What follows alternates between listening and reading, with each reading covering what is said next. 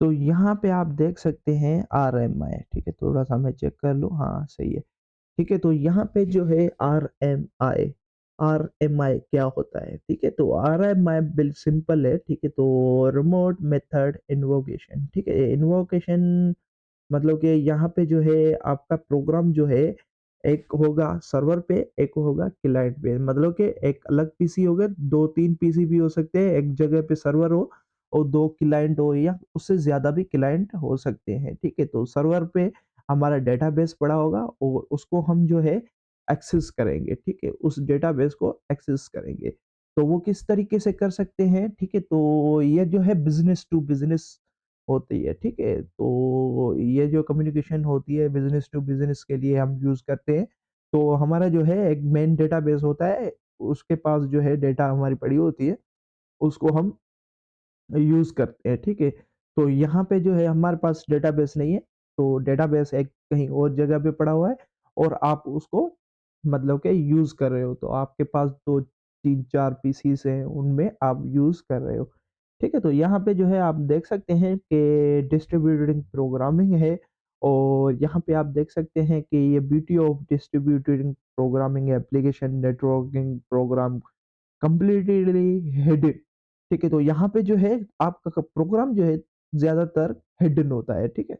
तो यहाँ पे देख सकते हैं नो नीड क्रिएट सॉकेट, तो इसमें जो है यहाँ पे जो है आपको ज़रूरी नहीं है कि आपको सॉकेट लिखना पड़े या सर्वर सॉकेट या आईओ, मतलब कि ऐसा कोई भी यहाँ पे रूल वगैरह नहीं है कि ये चीज़ें आपको लिखनी है।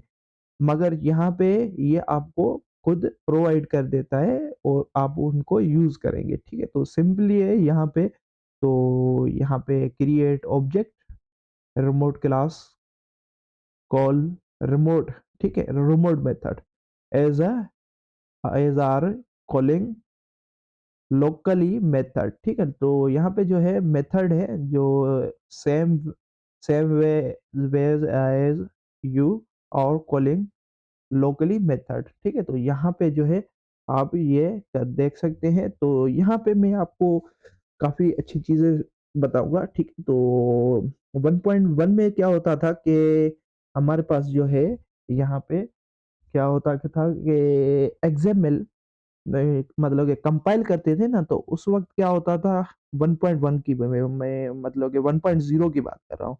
तो 1.0 में क्या होता था कि आपका प्रोग्राम जो है मतलब कि उधर आपके पास एक स्टब फाइल क्रिएट होती थी और एक स्केलेटन, कौन-सी फाइल होती थी? 2 फाइलें क्रिएट होती थी, ठीक है? फिर क्या हुआ कि आपकी जो है आपकी फाइल जो है यहाँ पे क्या हुआ कि क्लाइंट और सर्वर, ठीक है? तो जब आप मतलब कि फाइल क्लाइंट और सर्वर जब आप कंपाइल करते थे, तो उस वक़्त जो है क्लाइंट को ज़रूरत पड़ती थी स्टब की और सर्वर को ज़रूरत पड़ती थी स्केलेटन की, ठीक है? तो ये 2 फाइलें होती थी।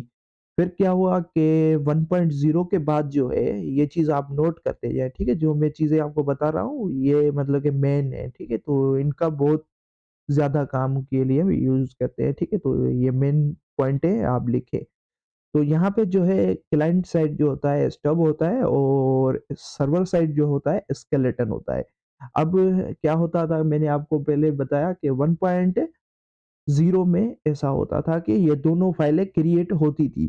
तो वहाँ पे जो है आरएमआई तो आरएमआई क्या होता है तो वो भी मैं आपको बता देता हूँ। वहाँ पे अभी शायद आपको नहीं मिले जावा सी, क्योंकि जावा सी आपको पता है कि जावा कंपाइलर है। तो जावा कंपाइलर और वहाँ पे बिन में ही आरएमआई भी मिलेगा, ठीक है? तो 1.0 से लेकर आपको 14, 11, 15, 15 नहीं 14, 14, 13 इसमें आपको आरएमआई मिलेगा, ठीक है? तो आप चेक कर सकते हो इनमें जेडीके जो मैंने वर्ज़न बताए 0 पॉइंट और 1.0 से लेकर और 14 तक इनमें आपको आरएमआई मिलेगा, ठीक है? उसके बाद जावा वालों ने जो है खत्म कर दिया है, ठीक है? तो काफ़ी लोगों को डाउट वगैरह है कि ये जो है आरएमआई रिमूव तो हुआ है, तो क्या मतलब कि आरएमआई क्या करता था कि ये भी मैं आपको बता देता हूँ, ठीक है? तो ये पॉइंट है आप नोट करते जाएँ स्टेप बाय स्टेप। ठीक है, तो यहाँ पे क्या था कि उसमें क्या होता था कि हमारे पास दोनों फाइलें मिलती थी। एक होती थी स्टब, मतलब कि जैसे ही फाइल है आपकी, तो उसके साथ डैश, मतलब कि यहाँ पे एक फाइल क्रिएट हुई, ठीक है? तो यहाँ पे मैं दिखा देता हूँ। यहाँ पे इस तरीके से आपकी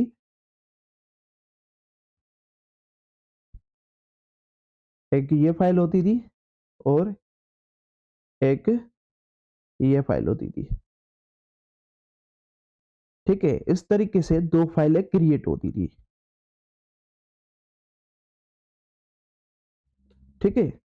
तो इस तरीके से जो है ये दोनों फाइलें क्रिएट होती थी 1.0 में। उसके बाद क्या कर दिया इन्होंने, आपको मैं वो चीज़ आपको बता देता हूँ। उन्होंने क्या कर दिया कि यहाँ से इन्होंने 1.2 के बाद जो है उन्होंने स्केलेटन वाली फाइल खत्म कर दी। क्या कर दिया? खत्म कर दिया। तो खत्म करने के मतलब कि खत्म क्यों की और इसके बाद इन्होंने क्या प्रोवाइड कर दी, तो वो भी अब मैं आपको चीज़ बताऊँगा, ठीक है? तो इन्होंने जो है यूनिकास्ट रिमोट ऑब्जेक्ट उन्होंने प्रोवाइड कर दिया, ठीक है? तो उन्होंने कहा कि इसको आप यूज़ करें और स्केलेटन को छोड़ दें, ठीक है? तो फिर क्या होता था कि आरएमआईसी तो मतलब कि मैंने आपको अभी बताया कि 14 तक जेडीके 14 तक आरएमआईसी था। उसके बाद जो है आरएमआईसी रिमूव हो गया। उन्होंने मतलब कि डुप्लीकेट था इसीलिए उन्होंने खत्म कर दिया। तो अब काफ़ी लोगों का डाउट है कि आरएमआईसी रिमूव हो चुका है तो हमें क्या यूज़ करना चाहिए? हम कैसे मतलब कि स्टब वाली फाइल कैसे हमें मिलेगी? तो उसकी टेंशन आप नहीं लें, ठीक है? तो यहाँ पे स्टब वाली भी फाइल खत्म कर दी है इन्होंने, ठीक है? तो जैसे कि आप पिछली वाले वीडियोज़ वगैरह मतलब कि उनमें मतलब कि जेडी के पिछले वाले वर्ज़न्स में हो, जैसे कि 15 से पिछले वाले में हो, तो उसके लिए भी मैं इंशाल्लाह आगे चल के वीडियोज़ वगैरह बनाऊँगा, जिसमें हम ये देखेंगे कि ये स्टेप वाली फ़ाइल कैसे क्रिएट होगी, ठीक है? वो भी मैं इंशाल्लाह आपको पुराने वर्ज़नों में बना के दिखाऊँगा, ठीक है? तो अभी जो है यहाँ पे हमारे पास जो हम सीखेंगे आगे चल के तो वो खत्म हो जाएगा, ठीक है? तो 15 के बाद जो है इन्होंने 15 में बिल्कुल आरएमआईसी रिमूव कर दिया। आरएमआईसी जो है रिमूव कर दिया तो अब कैसे होगा काम वो मैं आपको बता देता हूँ। तो जेडीके अभी इन्होंने जो है आपको ये प्रोवाइड कर दिया है कि जावा सी में ही उन्होंने प्रोवाइड कर दिया है कि आरएमआईसी भी है और जावा सी भी है, ठीक है? जावा सी जो होता है कंपाइलर होता है ना, अभी इन्होंने दोनों को ही मिला दिया है, ठीक है? तो अब जो है दोनों काम जो है ये एक ही करता है जावा सी वाला ही कंपाइलर, ठीक है? पहले क्या होता था अलग-अलग होते थे, अब इन्होंने एक ही कर दिया है। तो यहाँ पे जो है पूरा काम वही कर रहा है, ठीक है? तो इन्होंने कहा है कि स्टब और स्केलेटन को आप छोड़ दें, ठीक है? वो मैं खुद ही आपस में मतलब कि शेयर वगैरह करूँगा, ठीक है? तो यहाँ पे जो है मैं आपको ये चीज़ आप मेरे ख़्याल से ये चीज़ आपको समझ में आई होगी और यहाँ पे मैं थोड़ा-सा देख लेता हूँ। ठीक है, सही है।